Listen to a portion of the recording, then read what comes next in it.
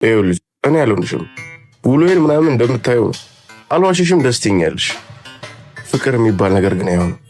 ጀምር መፈቀር እኮ ጸጋ ነው ለሚገባው ሰው። አንቺ ግን የተሳሳተ ሰው ነው ያፈቀርሽ። ለነገሩ ልክ ነህ። ብቻዬን ማፍቀር ደክሞኛል። አሁን ሂጂና አዋርተሽ ለመጨረሻ ጊዜ መልሱን ስጥ። አዎ ዛሬማ ሳልነግረው አላች። ሂጂ በቃ ያው እዛ ጋር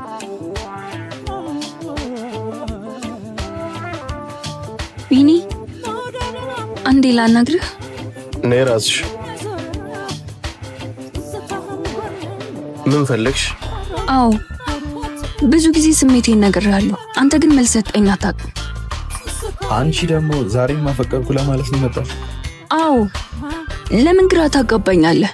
ዛሬ ያለህ ስም ነገ ትጠፋለህ። በቃ ሰለችሽው አይገባሽም እንዴ? እኔ ጓደኞች ግን ስድብ ችዬ ነው ያፈቀርኩት። አንተ ግን ህሊና ካለ በስሜት አትጫወት።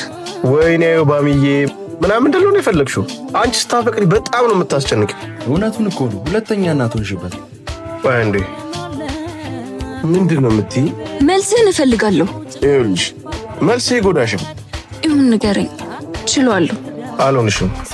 ገባሽ አይደል? ፍቅር ምናምን ለሚሉት ነገር መሆንሱ አይደለም። እርፍ ሰማሻ?